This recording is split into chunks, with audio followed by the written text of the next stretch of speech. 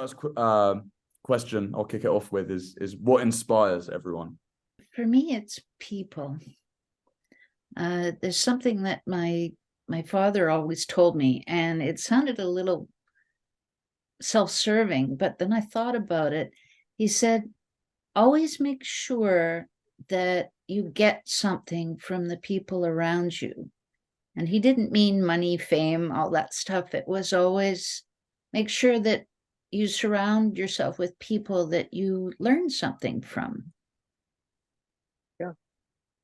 Mm-hmm. Well, that's lovely. I think for me, it has always been experiences, sort of like life experiences. And my dad is a plumber, so like I sort of grew around a family, like sort of a blue collar family, and it was all about, sort of like school was about learning from textbooks, and home was about sort of like, there was like carpenters and like people who were like building things and making things. So it was like the mind and then the hand, like mens at manus.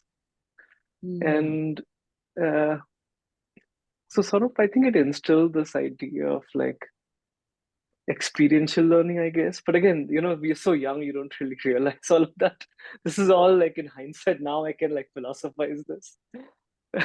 But again, it's also like in response to the question, right? Like, but yeah, I think it's to me, I think what's also to like what Ruth said, right? Like it's about like it's like daily experiences to me, and like learning from people's stories are important. Yeah, it sort of adds to what everyday life is. Something that I always feel like I carry is like a line from Dostoevsky, which is like, beauty will save the world. And I try to remember that, like in the darkest of times, like beauty will save the world. And I feel like Dostoevsky meant with that is like beauty is in every form, right? It's like beauty in thought, beauty in ideas, beauty in not just the superficialness, of course, but like beauty in um, action, beauty in even the shadows of things, right? Beauty will save the world.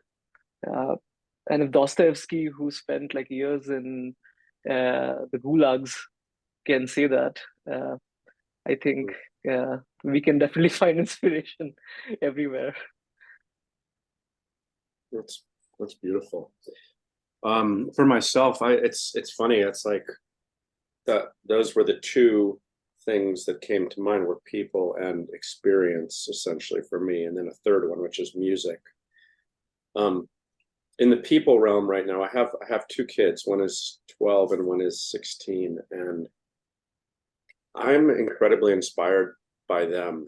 And it's something about, with my 12-year-old, it's this fierce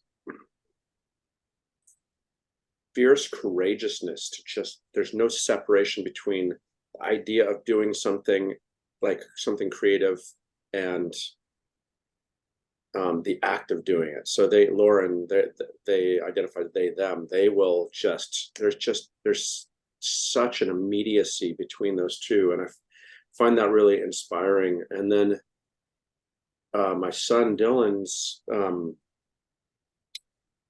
he's fallen in love with the sport ultimate frisbee, and he's so driven and dedicated and motivated. And I just find it incredibly inspiring that it's something about the pureness and something about their youth that is really inspiring to me. Just the purity of heart and intention.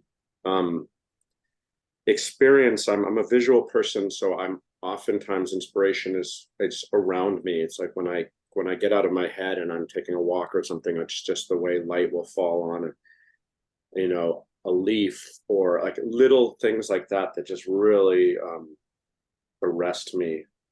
And I find that really inspiring. And then the last one is music. And I've thought about this a lot recently because I am not a musical person. And I know that because my family and my wife and both my kids are incredibly musical, like vocally and instruments and everything. And yet I love music so much. And I think part of what that is that because I am not a musical creator, it's almost like alchemy. It's like magic to me. When someone can, like, I can listen to a song and I have no idea how they did it, but it's so beautiful and it moves me in such a primal way that I find it incredibly inspiring. And I had this idea recently, like I was in a cafe and this Aretha Franklin song came on. I was like, I haven't heard that for like 15, 20 years. I loved it. And she's like a goddess to me too. And I was like, I want to make a painting about that song. And then I was like, how cool would it be to like show the painting where you could also, the person who's looking at it could put on some headphones or something and hear the song and just see like this is just one representation of that song, you know. But so I find music to be like that, is very evocative and inspiring to me. So that's all I'll say. That's my three current sources of inspiration. Do either of you derive inspiration also from music? Definitely me. Yeah. I actually I'm the ugly duckling in my family. I come from an incredibly gifted musical, theatrical family.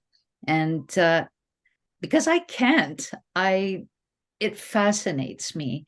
But I'm like you, well, it moves me. Also, there's just so many types of music, and it's the same for me. There are so many types of people, and it's what motivates people. I grew up in a rather interesting family. My father was a female impersonator in World War II, traveled all over the world. Wow. And he was not gay. He just saw it as a theater production. Yeah. And what that did for me was to open my mind to difference, open my mind to just what you think you're seeing may not be what you're seeing. And the other was about being plucky. And that although I was the ugly duckling with that stuff, the pluckiness stayed. And it was my husband, he gets afraid and rolls his eyes whenever he hears this phrase from, I wonder if I could. And it was, oh Lord, here we go. But it's something that stayed with me. And it's like, geez, I wonder if I could. And I make these wonderful messes, but it's the experience that I went through. That's amazing. I love that. I would love to, if you have, any pictures from that time of your dad traveling around, I would love to see them. That would be amazing. That would be a treat. I actually wrote a yeah. book on that's what actually started me on my creative journey. I was I'd been in the government, the federal government, for 25 years. And if you can imagine, it's like a straitjacket. It's the myth of the absolute, anonymous public servant who is always proper and does what they're supposed to do. And my inner self was just like, let me out. Yeah. So, I retired for the first time, and I thought, I have this amazing story. I can actually bring it to the world. And it's called A Different Type of Bombshell.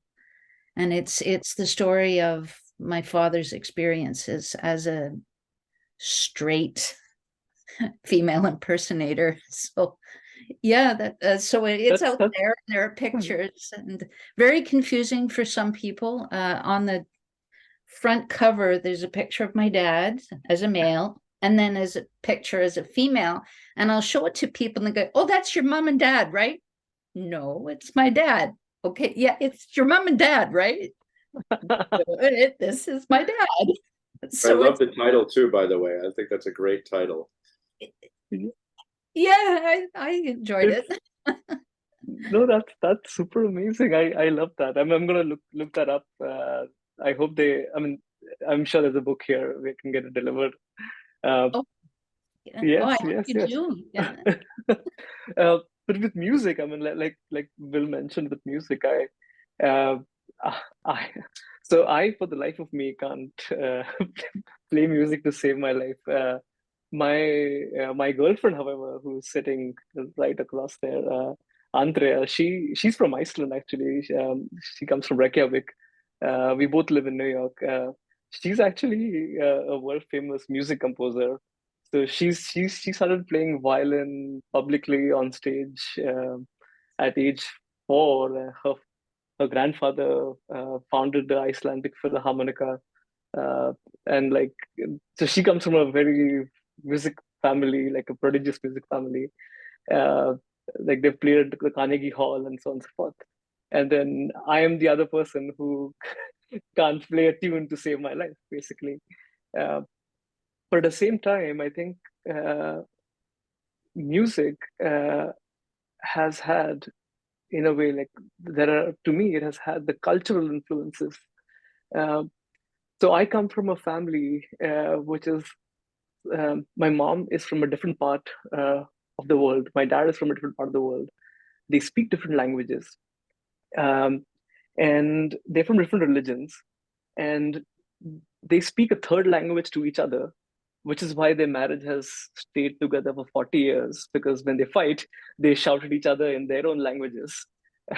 So, uh, Love it. I mean, so, uh, and the thing is, I understand what they are saying, but they don't understand each other when they're fighting. So, as you can imagine, childhood trauma for me, but they're fine with each other. Uh, but what that led for me was, I got the gift from both of them of knowing like these 6 languages from, like two from them, and then one from the place I grew up in, one English, which I learned in school, and that sort of opened, as a gift, like 6 different literatures, 6 different heritages, 6 different mythologies, 6 different universes of thoughts, 2 different religions. Although I'm myself atheist since I was like 15, 16, I realized have I followed my own different path. Uh, and in a way, that was because my parents have their own different religions, right? So as a kid, if you imagine growing up realizing that your parents are following different religions, and you realize, oh, there is a choice. And it's like, huh, there's a choice. So there's no, why is there a choice?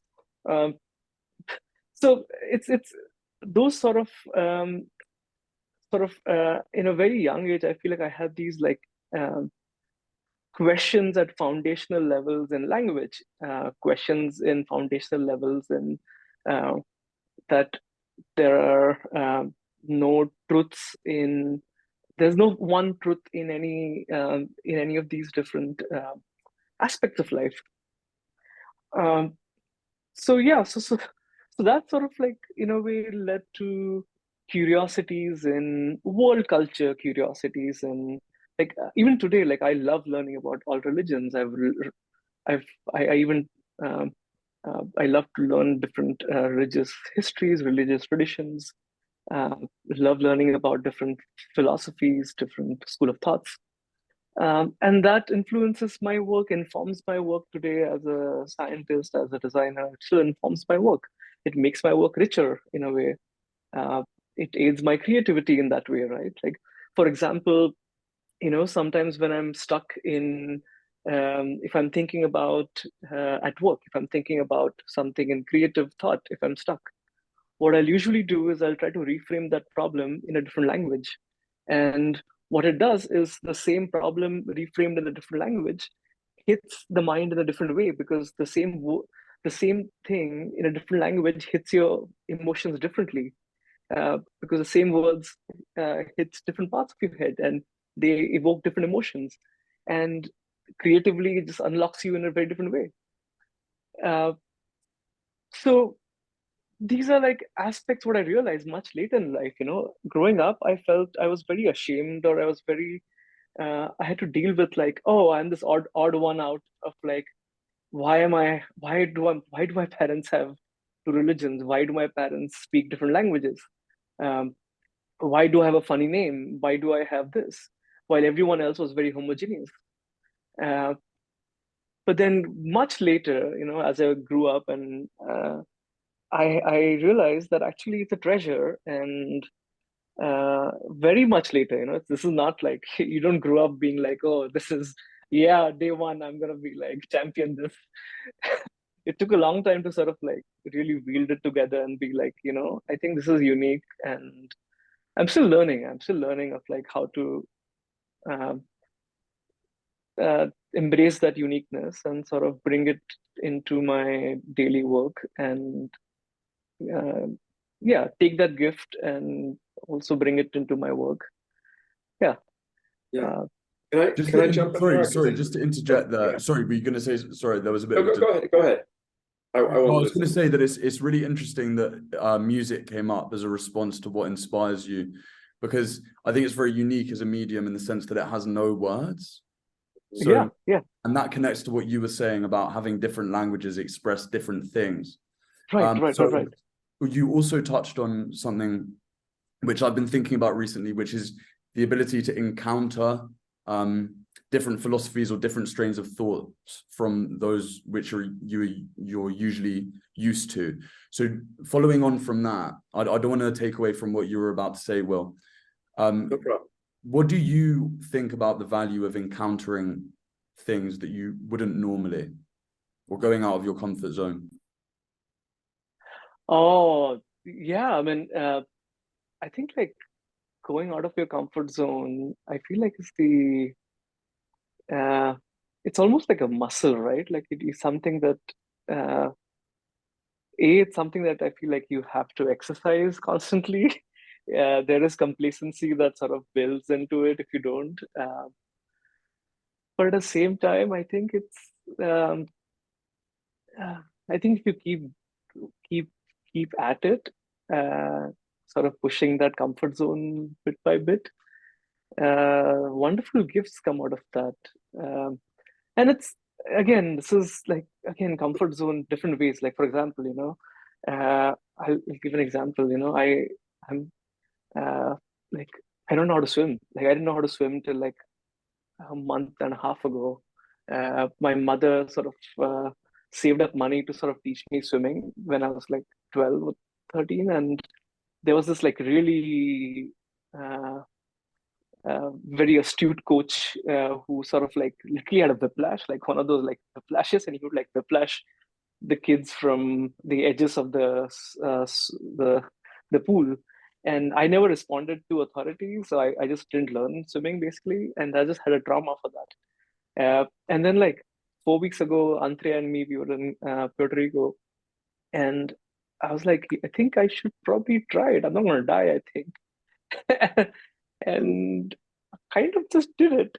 Uh, Maybe not a best example. I mean, that's an example of a physical discomfort zone, but I think there's also like something about intellectual discomfort zones, right? And I think like uh, that's something that we don't as much, I think, talk about often. But I think that's also something, especially with like more of the divide, the public divide that's happening. I think part of that is because on both sides, I feel like we don't want to go into a discomfortable zone with each other.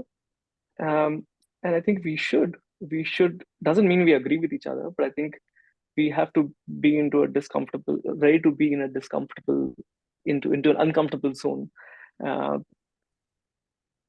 and I think, yeah, it's a muscle. But again, I want to hand over to Will, because Will was about to say something, and I want to hear Will and Ruth talk about it as well. Yeah, I wanted to touch on a couple things that you Yeah. were just talking about. One is more of a comment, which I found just listening to you talk about, having two religions, in your parents, following two religions and these 6 languages and all these different aspects. And I really got this sense of, like in the learning process, it's an integration. The sense of integration in your life is going to be integrating these different aspects of yourself. And like you said, it's not easy at the beginning. It's not like you just go, oh, you know, it's more like a process. But I thought what you were saying about languages, I was really fascinating in it. And I have had a similar experience in that when I was writing my thesis in college, I was writing about the creative process. So it wasn't like a super logical, linear process. And there were times where I knew there were connections between these ideas, but I couldn't find them. And I'd kind of be stuck. And had studied abroad in France and Madagascar during my junior year. So I speak French, and I would go outside and I would walk and I would actually talk out loud sometimes to myself in French, but work through these problems. And it was like you said, it's the interesting thing with languages, like, so I speak French, I speak Italian fairly well because my sister's lived there for about 30 years and I've visited her dozens of times. But I feel a little bit like a different person when I'm speaking different languages. It's not like I'm a different, like schizophrenia or something. Like I'm still me, but it's like a different aspect of me. And French I found was very good for trying to like build, like it's a very philosophical language. It's very like, and it can be very rational and it can be very like clear and Italian is much more musical to me. I mean, they're both Romance languages, so there's definitely commonalities, but I feel more lighthearted when I speak Italian. I feel more like I also learned it, you know, usually when I'm on vacation visiting my sister and her friends who are now my friends, who are all wonderful, you know, people that love to gesticulate and, you know, so there's that thing. But I find that really interesting in that, you know, how does that connect to our topic of inspiration is just that, you know, inspiration is, in a way, it's like we're touching on different aspects of ourselves, or we're accessing different aspects of ourselves to go out into the world, to meet the world. And it's like those touch points that can spark, you know, it's like you can't, they say like, you know, enjoy this moment because it will never happen again. Well, the moment is all of those things. Like what aspect of yourself are you connecting with the world at that time? What's going on around you? What are the circumstances? I'm curious. I see some other folks that in the audience too. I'd love to, you know, open this up to discussion as well, just because I know we have some talented people, you know, attending too. I don't know. I think this is such a rich topic. So I'd encourage people to feel, I don't know how you feel, but for others to, if they want to interject. Of course. Yeah. I was going to say, actually, if anyone would like to interject, please do. Since we do have a smaller group versus, you know, no, exactly. Don't feel restricted to the chat. And I was going to say, Ruth, as an inhabitant of Canada, do you speak French? Yes. Yeah. Actually, it allows you to experience things differently, not only pull out bits of yourself, but to actually experience differently. So, although my parents had this wild eccentricity, my father was actually a Baptist, and there was no swearing in my house. And there's just never was. And I first learned how to swear in French. and it's just so much fun to see the different cultures as to what they think is bad. So in French Canada, when you're swearing, it's all religious stuff. You know, fascinating. They talk about the chalice, the tabernacle, the host, and if you say those words in vain, it's like, right? And you know, that's really interesting. I'll just interject because in Italian swearing, it's actually an art form, and like the Tuscans they have competitions, right? Where they'll bring people from each region of Italy. The Tuscans are renowned for being like the most, like they're called bestemmia, which I think is translated sort of like to swear words, right? But it's the same thing. But what theirs is, they say, for example, Dio Rospo, that's one of the worst things you can say. You're saying God toad. You put, if you say Dio rospo, Dio cane, right? God dog. Putting those two next to each other is like I was warned very early on, like if we're going out to we're having dinner at someone's house, like, you know, and the grandmother's there, you do not say that, right? And to us, it's like, it's so funny, like God toad, like what is the big deal? But it's interesting that it's always on touching or Madonna Mayala, like the Madonna pig, just those two words next to each other. It's and they'll go on. Madonna Mayala, che cazzo dice? Non mi rompere I coglioni, cazzo dice, pater. You know, and you're like, oh my God. Well, what I also find fun, interesting, and inspiring is the different ways that people find to actually not say that swear word. You know? Yes. So they have all kinds of different fun ways of saying the same thing, and everybody knows what they're trying to say, but say it in different ways. And that, it's stupid, but it's inspiring and kind of fun. Yeah. And I think it's Billy, you were going to say something, right? Sorry, darling. Thank you for inviting everybody. That's exactly what I did in the panel yesterday. When it's a small group, it's really cool to do. Part of this to me sounds all like about experimenting, okay? I always say to people, you know, one of the ways I experiment is when people say, oh, what do you do? Or who are you? I'm like the rainbow, you know, I want to pick, I don't have to be blue all the time. So when you're talking about languages, you know, it was fascinating because Dhairya, you know, I grew up in an Indian household, so my family's Punjabi, right? And the amazing adventures that you have because of that use of language, and sometimes it inspires you. I can remember being in, and it's all forms of experimenting, because experimenting is about being open, and when you're open, inspiration will happen and different colors of the rainbow will come in. Whereas if you only leave yourself open to blue, you're missing the cacophony of colors you have. And the language thing, you guys, I'm trying really hard not to laugh out loud because this is brilliant. I remember being in, I was in New Zealand and we'd got into a taxi. And we were just pulling out from the airport or station or whatever. And somebody cut the driver up, okay? Cut the taxi driver up. And oh my God, he swore. And I'm in the back of the taxi, right? Like, he was Indian, okay? But a lot of people, when they meet me, have no idea I am. So I'm telling you, I was in the back of the taxi with tears running down my eyes. My husband, who doesn't understand a word of this because he's English, trying to explain that she's actually lost it. Because if I start laughing, that's it. There's no turning back, right? And what it was there I was in New Zealand, bags in the back of the car, and I heard a taxi driver who gave my dad a run for his money for how Punjabi people swear, right? And it's just that it was like out of context, kind of. And then when he realized I got it, right, we both just laughed hysterically, because it's kind of, and sometimes it's about there's power, isn't there? But both human beings, there's this power when kind of like you're the only two who get the insider joke. Does that make sense? And language allows us to do that.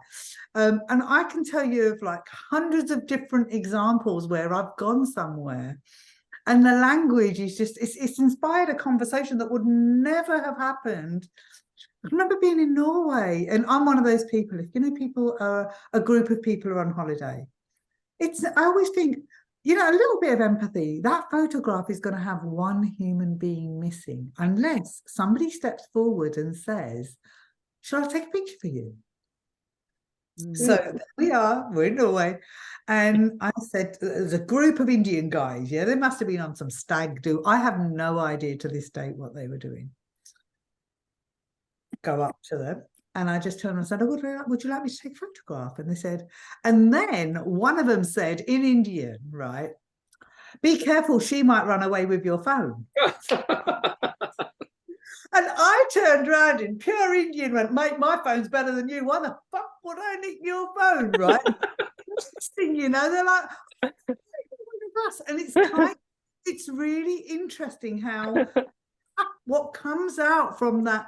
Yeah. There's this very, and I'm sure you've all experienced it, there's this fine line where you're an outsider, and one word, right, is enough to make you, you know, the center of that group. And next thing you know, you're drinking round punches with them in the back of the bar.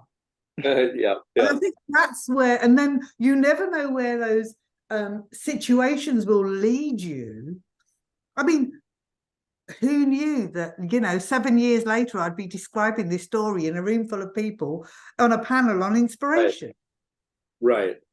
Well, and also to add to that, Bill, like just to circle back to something that Dhairya was saying before, you know, it's those moments of going a little bit outside. You didn't have to offer to take the photo, right? But just doing that little thing, like when you just go a little bit beyond that edge of the comfort zone, and then it opens up an experience, right? Or if you're traveling and you say, like, I could just kind of like look at my guidebook or with my phone or whatever, but I'm just going to ask this person, like, if they know, you know, a cool little cafe near here. And then you have that conversation, and then they say, oh, well, actually, let me show you, you know, and you end up having, you know, sharing a coffee and having a, you know, incredible conversation or something. It's like creativity is the, you know, I mean, I would argue that is another form of creativity, it's just in the fabric of life, but it's that same thing of, you know, pushing yourself beyond your, you know, if the question is like, should I or shouldn't I, then the answer is usually, yeah, you should.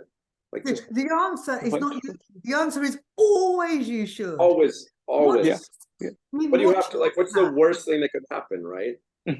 That's a really good tool sometimes. What's the worst thing that could happen? Well, And I sometimes think, like, the power of regret. So I have this really fun story. We'd gone to Jamaica, and there were these 15 Welsh women in a hot tub for a hen party. And they invited my husband in, and he went, oh, I can't do this. And then he spent, I'd say, the next 6 months regretting his decision and thinking of all the scenarios that it could have happened with 15 Welsh women in a hot tub. I think because you were talking before about the power of interpersonal interaction to inspiration and creativity.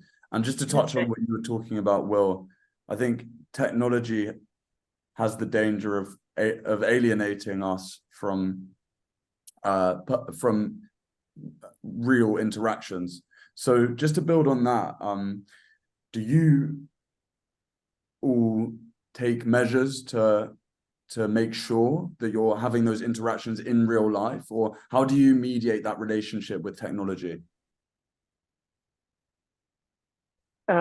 One thing that, you know, like I have been doing for the last, I don't know, like maybe a couple of, maybe 2-3 years has been, I've been having a diary with me. And essentially what I realize is that, except for calendars, because calendars is something where, you know, it's between people, invites need to be sent, reminders are important, notifications are important. That's all digital, but my daily task list and everything is all written down. And which also means that when I'm in a meeting, it's easy for me to just, you know, take the book out and like take some notes, and people don't feel as if I'm interrupting them. And that's instead of like, you know, me taking out a laptop or me taking out a phone, which is a sign of like disrespect, because like, oh, you're not paying attention to when I'm talking to you.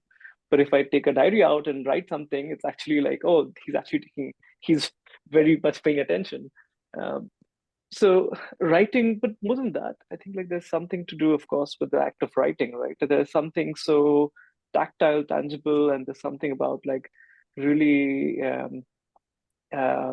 visceral memory is what I think it is, right? Where it's not even about like reading what you wrote, but it's just about the act of writing itself, is about thinking it right then and there.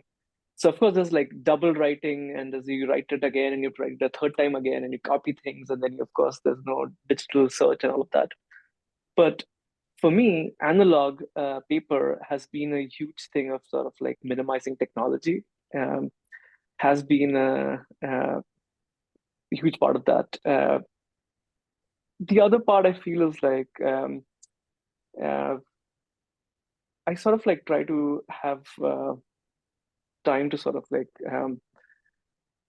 in my schedule have built time where like, you know, Sunday morning is a time when I sort of like sign up for that week's events, and I sort of look out for like what are lectures I want to go to this week, what are museums I want to go to this week, or not of course every week I have time to go to museums.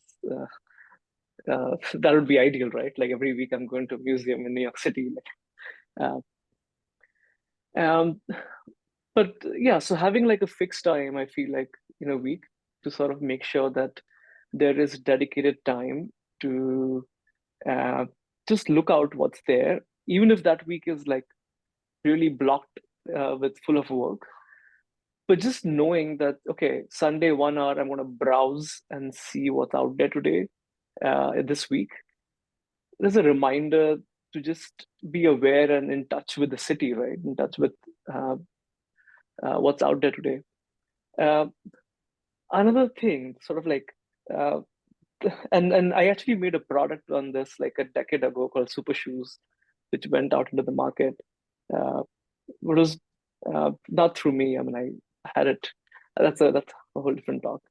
But this is about essentially like it came from understanding sort of my relationship with the city, and I found myself always using Google Maps, right, when navigating from A to B, and always finding sort of the perfect way, the optimized way the shortest way from going to A to B. But the city is a grid, right? And a grid meaning that you can take any possible route from going to A to B. You don't have to take the shortest route, given that you have more time, right? If you're not running late, you can kind of take any route. But humans being humans, creatures of habit. Like for example, I always take, if I'm not nudged, I'll always take the same road from my home to the subway. I will never take a different road. But there are like 20 possible or like possible combinations of going from home to subway. Just that it'll take longer because it's a grid. Why don't I take them, right? Why don't I discover new alleys?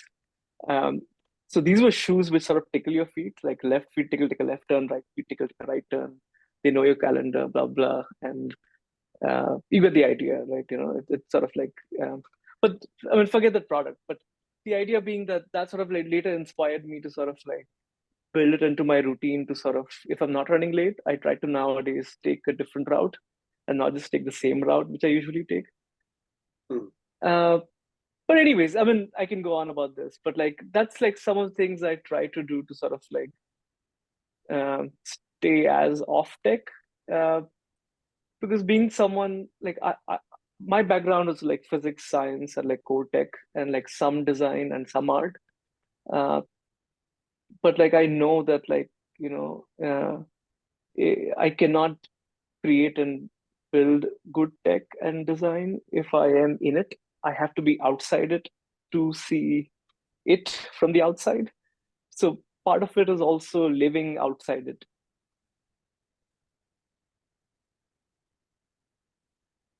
Over to you guys. Yeah, no, I think that's a lovely way to offset the tendency of technology to make everything as easy as possible. And I think it is really a challenge nowadays to try to mediate that relationship with technology. So what's your take on it, Ruth or Will? Do you have any particular ways that you counteract the tendency of technology to make us more unsociable? Or do you find, for example, for me, right, moving to a much smaller place, St. Andrews, I was telling you earlier, I find that there's much more of a community feeling for me personally than when I was in London. So here you can sense people in your peripheral vision wanting to start a conversation with you. whereas in London, you're kind of fighting stance, right? If someone starts a conversation with you, you think, what's your agenda? So what kind of relationship do you have with technology, Ruth and Will? Can you touch on that? Yeah, I've actually, as a big old introvert and someone who has trouble focusing and listening, I've found that Zoom is an absolute open door for me. I've actually been thriving with it. I'm the type of person that if someone gets too close, I startle, and I'll actually be standing back until we've maybe made the tour of the room. And with Zoom, it's contained. For me, it's much safer. And I find that I can focus better, and the relationship is better because there are not so many distractions and so many physical distractions going on. So, for instance, when I'm speaking one-on-one with someone, I might be going, oh, the ceiling fan is making this click, click, click, click, click, click, or, oh, it seems awful hot in here, or, geez, and it just goes on and on. And with the technology, it actually allows me to focus. So, and also it's much less frightening. So when I hear people going, oh my God, I've got to get out and talk to people, I'm going, I talk to people every day. In fact, my world is opened.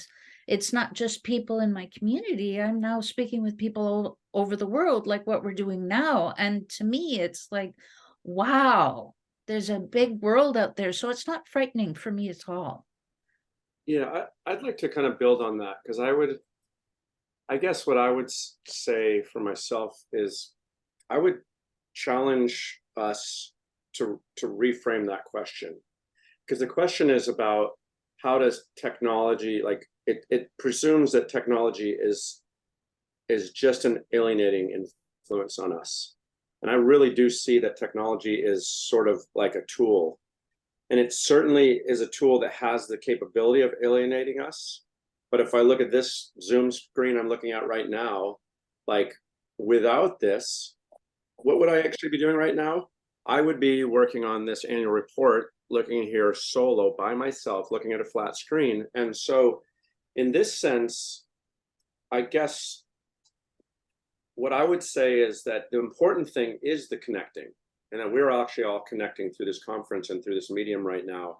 I mean, I don't get me wrong, like I have my sketchbook, right, with all these pages of random stuff that I do. I write by hand. I think it's maybe I'm old school, but it came from traveling and keeping journals while I traveled. Like I feel different when I'm writing by hand, and I feel that I come to different conclusions versus if I'm sitting here typing something.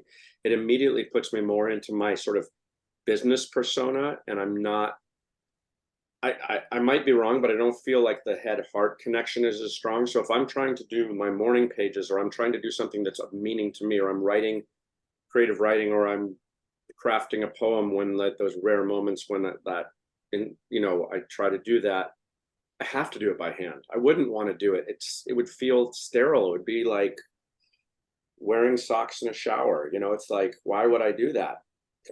What would I, it's like I want to have the raw, like rich experience of feeling that. Like I love the scratch of the lead on the page, and I love if I have to erase something and brushing away the thing, coming back in and drawing and sketching. And I have like calligraphy pens, and I actually use I bought myself a nice pen to write with, like a nice pen where I actually like draw the ink up. I used to use the cartridges, and I was like, this is a pain. I'm going through these too quickly. So now I write the same way they did in it's not a feather and quill, but it's the next level of it. I'm writing in the same way that, people did 150 years ago. And I love that. Right. So that's how I stay connected. But is that less alienating? No, those are still activities that I do sort of all on my own, just because as a visual artist, that's a somewhat of a solitary pursuit, which is its whole other conversation. And that's hard for me as a people person. So I have to balance that with conferences and with going out. I don't know if that totally answers your question, but I guess I would more say, like, how can we as people maximize interactivity, and how can we minimize alienation? And that means, like, what do we use our phones for that alienate us? Well, maybe we need to dial that back. And what do we use them for that connect us to people? And we can embrace that, because it's not going away. Technology is not going to disappear. Yeah, absolutely. It's completely a mixed package. And just to be clear, I think technology is great in some ways, right? I think also being my age and being at university at the moment, you do have, I think, a pathological use of social media, which reduces interaction, but it is absolutely a mixed package. And I think when you're writing, for example, on a phone, you've got notifications coming up. You can't truly maintain your creativity when so I completely agree. But yeah, so we've got a few minutes left now, and it's been a great discussion. So to finish off, have you got any other comments about inspiration in general, or anything else that inspires you very broadly? Or yes, I do. It's this idea of opening yourself to whatever might be coming at you. If you say, "Oh, from the universe," it sounds kind of woo-woo, but not so. Like when you were saying about the feeling of pressing with the lead, that's something that you can't get from some other place. And for me, I love this technology. I thrive on much better dealing with people over the internet, but going outside and seeing things that you just happen to notice that you didn't see yesterday or the day before, you can't not have that stuff in your life. So for instance, I think I said it in another talk, is I went outside in the evening and I saw sapsicles. So maple trees, they throw off sap when it's running, but it's that moment that they freeze, and you may not ever get that again. And then to have these sapsicles flowing off of the tree and to have the moon behind it, you can't ever get that again, probably. And it's to seize those moments that are a little different. Yeah, that's beautiful. For me, that really connects. I mean, there's a couple things that just sparked or that resonated. One is nature in general. I think nature is a great inspiration and a great reminder, and it connects to this idea that the Japanese have of forest bathing, but what I think, when you're talking about this openness, I think there's something about nature, like they say, is very healing and very grounding. And it's almost like when you go, for me, it's the redwoods or sometimes the ocean, but whenever I get deep in redwoods, I just feel that's like everything goes, calms down, which allows the aperture to open up. And you have that feeling of, like, I don't know if it's safety or connectedness or whatever, but that openness that then allows you to see those things like that. I love that story about the sapsicle, So I think nature is an ultimate, wellspring of inspiration for me.